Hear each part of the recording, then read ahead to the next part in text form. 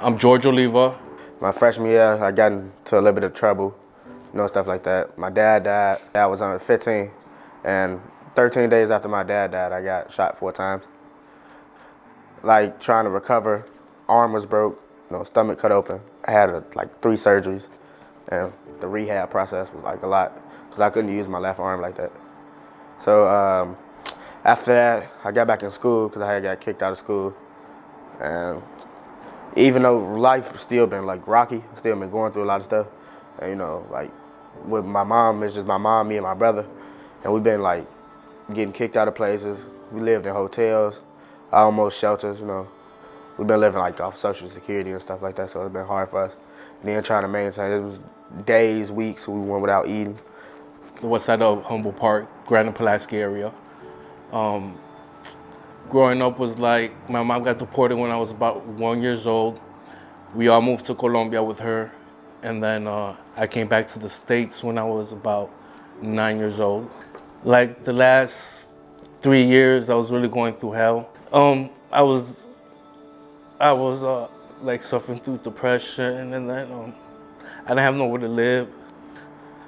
Sleeping on the train and just doing all this shit that I never thought. I was like, just sleeping with people to have a place to stay was like crazy for me. After all that, I tried to get in more programs, trying to find more jobs, just trying to do anything I can. After like, at first, before my dad, like during that process of my dad dying and a little bit before, I was like selling drugs to like make ends meet because like wasn't no money coming in, jobs. I wasn't old enough to get a job, so that was like the only thing I could do at the time.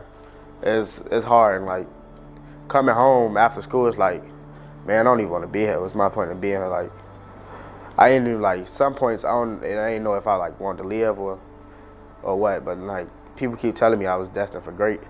But it's hard to think that when you like keep going after obstacle after obstacle after obstacle.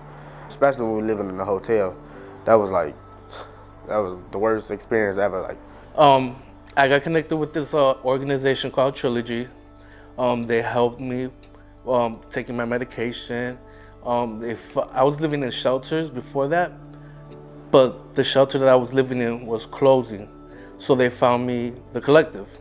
So that's when I ended up going to the Collective.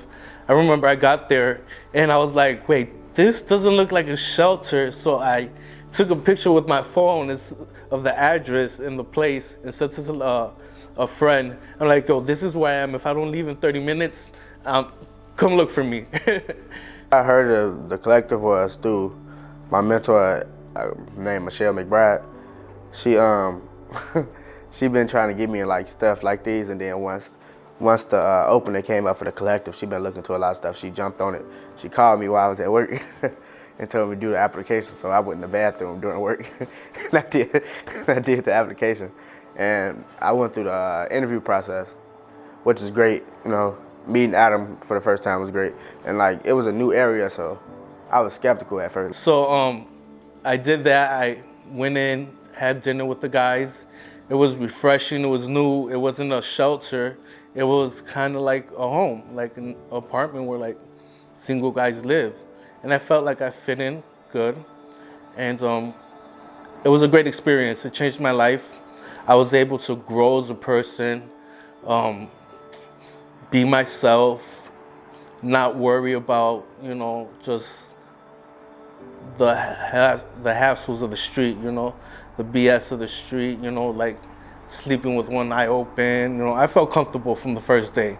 So I would say the Collective is like I wouldn't say a housing. I wouldn't say temporary housing. I say like people that's taking you in as their own, like a family as of right now. Even though you might not be in there for so long, you'll feel like you're a part of something, or you feel like you're family. Like doing group outings. I wasn't doing group outings with my family, and it being experienced to new things like food, all this different type of food, all these different new places and people, it's like different. And then up north is a different place for me anyway, so I like to be up there. Everybody got along well. I felt like they were strict with like getting up and You know, like even though I was used to that at the shelter, like it was comfy. I didn't want to get up. You know, I wanted to stay sleeping till like 12 in the afternoon, but we had to get up at 7. You know, go to our meetings, look for jobs, and thank God I found the job within the first month. I was working at UPS, and that was temporary. And then after that, I found another job, and I just kept working the whole time I was there. So, I mean, it was a great experience. It helped me grow as a person. It helped me learn how to be responsible and how to live stably. Before that moment, I was still struggling. I was like wondering, like, will my life be anything? Now after, I feel like I don't know what I'm gonna accomplish, but I'm working towards everything I want to accomplish. And they let me know, I like how to plan for the future. I like, just being brought into like a family that I never really had. Just being out on the streets so long that you forget how to trust people. You forget that there are good people out there that don't want anything in return. They just want to be good and see people succeed. And that's what I appreciated most. A lot of people not caring because they past events. Like, I've been through past events, and I try to encourage all my friends. Like I try to put that mindset in their head, like giving up ain't an option. I learned how to do groceries on a budget. I learned how to ball on a budget. And just, typical things that you learn as a kid, like credit. My mom was from a third world country. My dad was, dead when I was young. I didn't know about credit. I thought it was just free stuff I get and I never had to pay for it. But they taught me about responsibility, and it stuck with me. And it's something that I could keep for the rest of my life.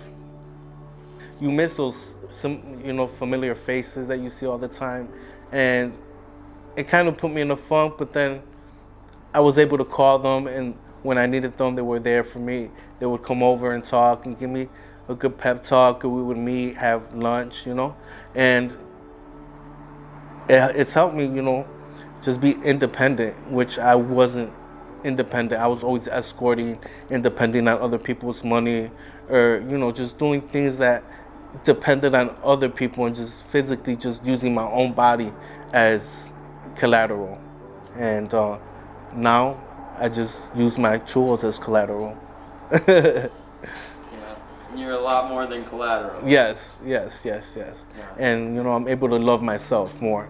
I'm able to hold dear the things that are precious to me, and I'm able to value life, more than I did before.